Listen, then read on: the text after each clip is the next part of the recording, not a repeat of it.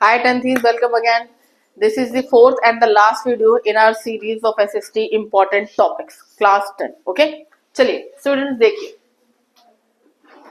अब ये वीडियो को मेरा टारगेट है मैं इसे 10 मिनट में कंप्लीट करूंगी, ठीक है? आराम से समझा रही हूँ। दो चैप्टर बहुत इंपॉर्टेंट है, एक आपका इंडियन फ्रीडम स्ट्रगल, दूसरा है आपका फ्रेंच रेवोल्यूशन, या मैं बोलूँ यूरोपियन का जो फ्रीडम स्ट्रगल है।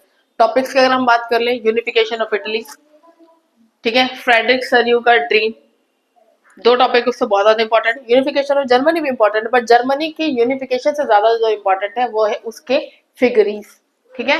जैसे जर्मेनिया, जर्मेनिया के फोटो से आपको कम से कम एमसीक्यू में एक क्वेश्चन तो देखने के लिए मिलेगा, ज्यादा से ज्यादा दो तीन भी मिल सकते हैं। अब क्वेश्चन की थीम अगर डिस्कस कर ले तो पिक्चर बेस्ड क्वेश्चन आपको मिलेंगे, ठीक है? ठीक है, और सिंबल बेस्ड क्वेश्चन आपको मिलेंगे। मैच भी वो करवाएगा, जैसे टूटी हुई बेड़ियां, क्राउन, स्वॉर्ड, किस किस चीज के सिंबल है। ओके, तो आपको ये सारे सिंबल ध्यान रखते हैं डिस्कस करते हुए आगे बढ़ते हुए। पहला topic like I said Indian freedom struggle और आपका यूरोपियन फ्रीडम स्ट्रगल, तो उसमें French revolution, French freedom struggle. Indian से आपका आएगा आपका नॉन कॉपरेशन मूवमेंट। स्लाइड्स आपको आगे भी देखने को मिलेंगी, मैं भी डिस्कस यही करके चल रही हूँ। नॉन कॉपरेशन मूवमेंट का क्या क्या आपका क्वेश्चन बनता है। टॉपिक नॉन कॉपरेशन है, सिर्फ यही नहीं आएगा, पूछेगा क्या इससे, इकोनॉमिक इम्पैक्ट, कैसे इसने लोगों को इकट्ठा किया, कैसे इसने इंडिया के अंदर कंट्री साइड तक अपना मैसेज पहुंचाया। तो सिर्फ नॉन कॉपरेशन नहीं, नॉन कॉपरेशन से आपको एमसीक्यूज निकालने हैं, आपको बाकी चीजें निकालनी है। अगर मैं नॉन कॉपरेशन मूवमेंट की बात करूँ, नॉन कॉपरेशन आपका आएगा डिटेल में 2 मार्कर्स, 3 मार्कर्स, 5 मार्कर्स, ठीक है? इसी चैप्टर में एक और आपका टॉपिक है सिविल डिसोबीडियंस मूवमेंट। उससे लॉन्ग जो क्वेश्चन है काफी टाइम से रिपीट हो रहा है और वो होगा भी, आगे चांसेस हैं उसकी, that is contribution of business class people.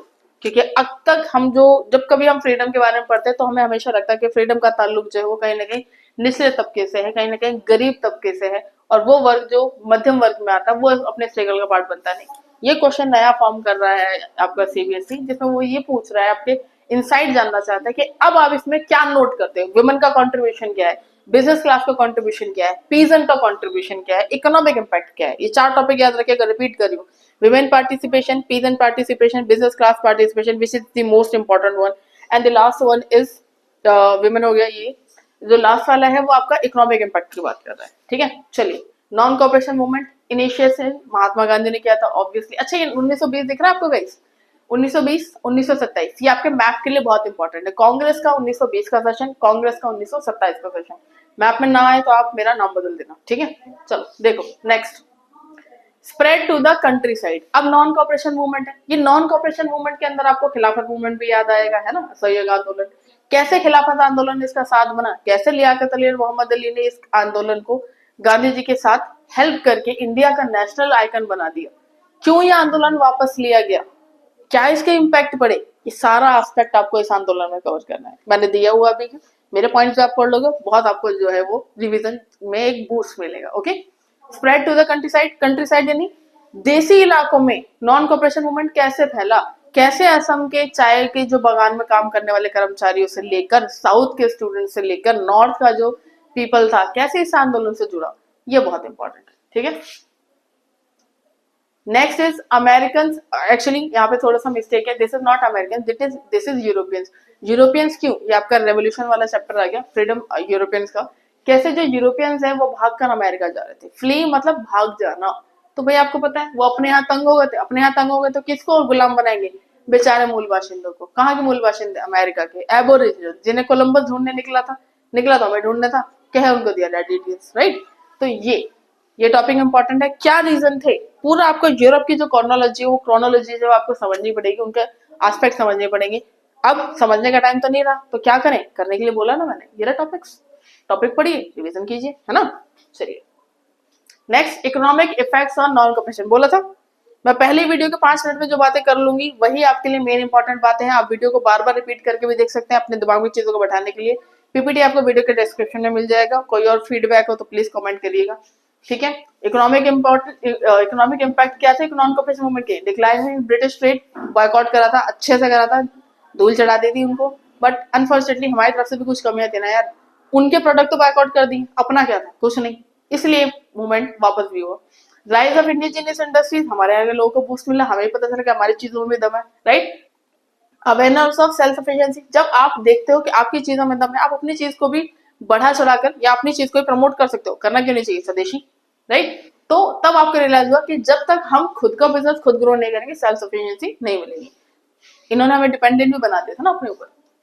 Next is unification of Italy, like I said unification of Italy आपका लॉन्ग मार्कर्स में इंपॉर्टेंट है। यूनिफिकेशन ऑफ जर्मनी के सिंबल, जर्मनी क्या था, कैसे ऑटोमन एम्पायर और ये सारी चीजें इन्वॉल्व थी, ये सब जो है आपका एमसीक्यू में इंपॉर्टेंट है। टॉपिक्स आपके सामने बच्चे, की फिगरीज क्या थे, क्या डिप्लोमेसी रही, क्या नेशनलिस्ट स्टेट सेंटिमेंट्स रहे, मैं पढ़कर नहीं बताना चाह रही, आप पीपीटी डाउनलोड कीजिएगा, रिवाइज कीजिएगा बार बार और देखिएगा इसको, ठीक है। Next is impact of French revolution, बोला था ना इंडिया में नॉन कोऑपरेशन, सिविल डिसोबीडियंस, यहाँ पर इटली और फ्रेंच रेवोल्यूशन। सरयू का ड्रीम क्या था, क्या वो पेंटिंग थी, कौन मशाल लेके चल रहा था, किसका तिरंगा था, क्या इम्पैक्ट थी। नेक्स्ट रिक्रूटमेंट ऑफ, हाँ इंडेंचर्ड लेबर, जबरदस्ती का जो लेबर था बच्चों, इसमें एक याद रखना कोर्जन ऐसा आएगा यहाँ पे बेसिकली कि क्यों मजदूरों से जबरदस्ती गुलामों को खरीदा जाता था, कैसे अफ्रीकन और चाइनीज को लाके अपना एम्पायर बिल्ड कराने के लिए यूज करते थे, क्या इनके पीछे की इनकी कॉन्स्पिरेसी रही, क्यों उनको वेजेस नहीं देते थे, कैसे लेबर्स को इन्होंने, और ये हिस्ट्री है। कॉलोनीज कंट्रीज हमेशा से लेबर बेस्ड ही, ठीक है, लेबर बेस्ड कंट्रीज नेशंस को ही टारगेट करती थी ताकि अपने यहाँ पर ये जो लेबर सप्लायर से कंफर्म कर सके, पूरी कर सके। चलिए next is smallpox as a weapon, ये क्वेश्चन था, बड़ा अच्छा लगा मुझे क्वेश्चन, और कहीं ना कहीं थोड़ा सा हटके भी हमें हमारे दिमाग को तैयार करना पड़ेगा। ऐसे एक दो लीक से हटके क्वेश्चन आपको देखने के लिए मिलेंगे। जब इन क्वेश्चन को आप पढ़ोगे स्टूडेंट, तो कई स्टूडेंट्स को ऐसा लगेगा जिन्होंने बुक अभी तक टच नहीं की, मैं उनको टारगेट कर रही हूँ, जब आपने बुक नहीं पढ़ी तो आपको लगेगा यार ये जो ये बीमारी आई ये हिस्ट्री में क्यों आ गई, है ना। तो ये स्पेनिश वेपन था, स्पेन के लोगों ने जब कंट्रीज को कॉलोनाइज करने का सोचा, विचार किया, तब उनके लिए ये एज अ वेपन काम किया। ऐसी प्लेग फ्रेंच लोगों के लिए काम आया था वियतनाम में, इसी तरह स्मॉल पॉक्स स्पेनिश लोगों ने एज अ वेपन यूज किया। जिन लोगों को इन्होंने स्मॉल पॉक्स दिया उन बेचारों के पास इसका इम्यूनिटी नहीं था। जनरली इम्यूनिटी कैसे काम करती है बच्चों, आप अभी साइंस का पेपर देख कर आपको पता होगा कि जो बीमारी हमें एक बार हो चुकी, ठीक है, जो बीमारी हो चुकी उसके फाइटल एंजाइम हमारे बॉडी में डेवलप हो जाते हैं। ये बीमारी अगर हमने देखी नहीं और जब हम पर अटैक करेगी, कोरोना के टाइम हमारे साथ यही हुआ ना, ठीक है। तो आपको इस चीज को समझना पड़ेगा कैसे बीमारियां, कैसे एंजाइम्स, कैसे बैक्टीरियल इन्फेक्शन को इस्तेमाल किया इन्होंने as a weapon for war, right. चलिए next is national unity and liberalism, ठीक है। ये जो टॉपिक है ना, ये टॉपिक आपका कॉम्बिनेशन करके आया था, इधर और में आया था।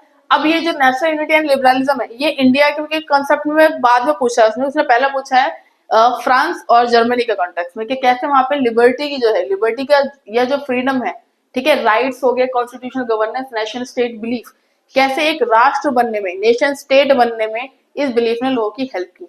इंडिया के कॉन्टेक्स्ट में भी पूछा है और यहाँ पर भी। अच्छा ऐसे क्वेश्चन का ना बच्चों कोई बाउंड्री लाइन नहीं होता कि ऐसे क्वेश्चन में आप क्या करोगे, 4 पॉइंट लिख देंगे यार, 5 पॉइंट लिख दें, नहीं। ऐसे क्वेश्चन में आपको रेफरेंस देना है बुक का, आपको रेफरेंस देना है फ्रेंच रेवोल्यूशन का, आपको रेफरेंस देना है आपके चैप्टर्स का, और फिर आपको आपके अपने पॉइंट ऑफ व्यू वहां पे लिखने हैं। इसीलिए मैं बार बार बोलती हूँ, 4th वीडियो है ये, मैं बार बार बोलती हूँ कि आपको अपनी टर्म्स, आपकी जो वोकैब है, जो टर्मिनोलॉजी बुक की, उस पर थोड़ा सा काम करना होगा, ठीक है। बाकी मैंने इनसाइट्स यहाँ दे रखे हैं, बड़े हेल्पफुल है, इनको पढ़ना, समझना और लिख देना, राइट। आधा काम मैंने कर दिया, बाकी आपने करना है। सिविल डिसोबीडियंस मूवमेंट बोला मैंने, ठीक है, कहा था नॉन कॉपरेशन सिविल डिसोबीडियंस, ये रहा दूसरा बच्चों, ठीक है।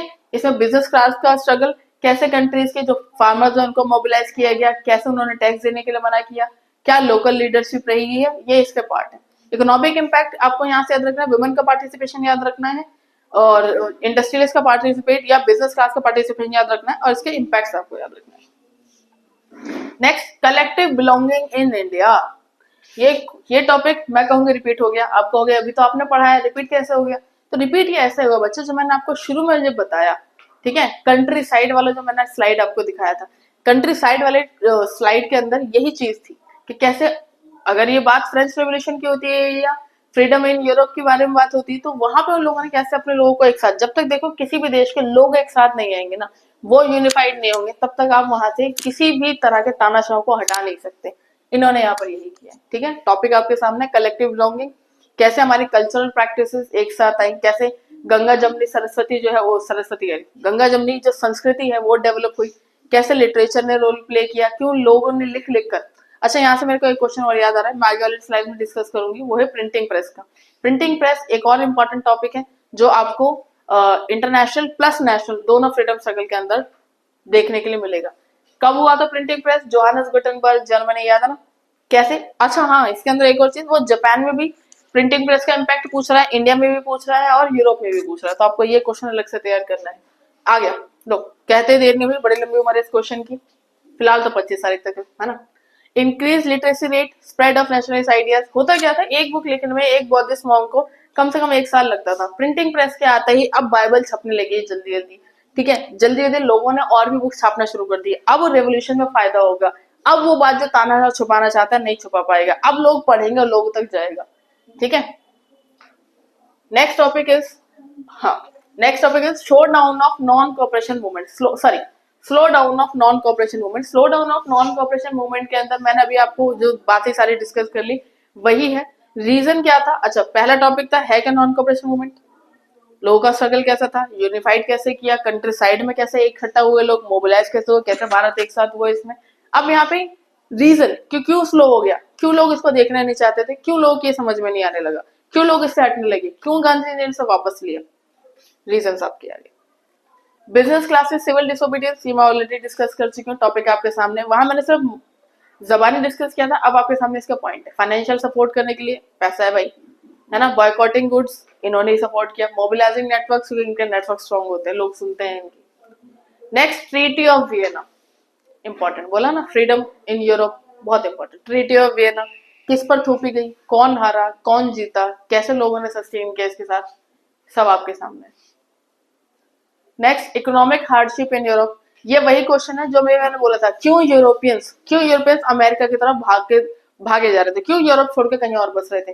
सेम क्वेश्चन डिफरेंट तरीके से पुट अप किया है, पर टॉपिक सेम है। Silk routes global connection discuss कर चुकी है ना, बोला था ना स्टार्टिंग के 5 मिनट्स में सारी बातें डिस्कस की है मैंने। सेम है, सिल्क रूट कैसे कल्चर को एक साथ लेकर आया, कैसे ट्रेड के लिए इंपॉर्टेंट रोल प्ले किया, कैसे एक खाली मैप रूट था सिर्फ एक रास्ता जाने का, पर कैसे इसने दो कॉन्टिनेंट्स को एक किया, कैसे रशिया को, कैसे चाइना को, इंडिया को, अदर नेशंस के साथ कनेक्ट किया। This is it. Cultural exchange, जो मैंने अभी आपको बात यहाँ बोली थी वही सेम बात यहाँ डिस्कस होगी, बट यहाँ पे एक एस्पेक्ट हो गया, वहां पे पूछ रहा है सिल्क रूट ने कैसे कल्चर्स को एक साथ किया। अब फूड पूछ रहा है, जैसे आपको पता होगा कई ऐसी फसलें थी जो हमारे यहाँ नहीं थी बट दूसरे देशों से हमारे यहाँ, फॉर एग्जाम्पल आलू, मिर्ची, है ना। तो फूड, कैसे फूड एक कनेक्शन बना दो कल्चर्स को मिक्स करने के लिए, ये भी क्वेश्चन है, 2 मार्कर्स में पूछ लिया उसने, अच्छा है, पैरा क्वेश्चन है, आप ये 3 पॉइंट्स भी लिख दोगे तो मोर देन इनफ है, ठीक है। नेक्स्ट, बाल्कन नेशन, ये क्वेश्चन मैंने ये जो क्वेश्चन है इस तरह का क्वेश्चन, ये आपका मैप बेस्ड क्वेश्चन हो सकता है। अगर आप यहाँ से मैं आपको थोड़ा सा स्टडी कर लो तो 3 स्टेट है, एस्टोनिया, लातविया, लिथुआनिया, कैसे इन तीनों ने बाल्कन स्टेट्स बने, किस तरह से इन्होंने बाकी देशों के नाक में दम किया, कैसे बाल्कन स्टेट फजीते की जड़ थे, ठीक है। ये है आपके सामने इसका topic. Decline of Ottoman empire, Turkish empire गिरता चला जा रहा था, नेशनल गवर्नमेंट इंक्रीज होते चले जा रहे थे, यूरोप में कंपटीशन बहुत बढ़ रहा था, बाल्कन स्टेट्स ने दूसरे देशों को देखते हुए आजादी आजादी आजादी, लड़ाई लड़ाई लड़ाई, ये सारी चीजें उन्होंने स्टार्ट की। तो हटके है थोड़ा टॉपिक, 2 हटके है लेकिन इंपॉर्टेंट है, बढ़िया टॉपिक है, लिखना जरूर है ना। Okay, this is it. मैंने इकोनॉमिक्स की वीडियो में थोड़ा आपका टाइम लिया है क्योंकि उससे इस बार ज्यादा क्वेश्चन है, मेरा प्रोडिक्शन है, एंड हम सब साथ में देखेंगे कि कितना जो प्रोडिक्शन है, जो मैं बार बार आपसे बोली 40 मार्क्स वहां से, 40 मार्क्स यहाँ से, 4 वीडियो पर वीडियो आपको 20 मार्क्स ऑफर होंगे, 80 का हम लोग टारगेट करते हुए चल रहे हैं। मैक्सिमम पेपर आपका यहीं से आएगा बच्चों, ठीक है। ये सिर्फ टॉपिक्स नहीं है, मैंने सिर्फ टॉपिक्स डिस्कस नहीं किए, माइंड करना, बाकी सब आपको टॉपिक बताएंगे, बाकी सब आपको ये वो बताएंगे, मैं डायरेक्ट आपको टॉपिक्स नहीं, मैं आपको क्वेश्चंस दिखा रही हूँ, ठीक है। और एक और चीज, पेपर तो जब आएगा तब आएगा, आप मेरी बात यहीं से वेरीफाई कर लेना कि आपका ना सीबीएसई ने सैंपल पेपर डाला हुआ है, अब वो सैंपल पेपर उठा के इन टॉपिक से मैच कर लेना और फिर उसको कमेंट में जरूर लिखना, okay. All the best for your journey, all the best for your paper, for any more help, ठीक है। आप किसी भी तरह की कोई हेल्प चाहिए, लर्नर अकेडमी के पेज को प्लीज सब्सक्राइब कीजिए, अपने फ्रेंड्स के साथ शेयर कीजिए और फीडबैक जरूर दीजिएगा। All the best.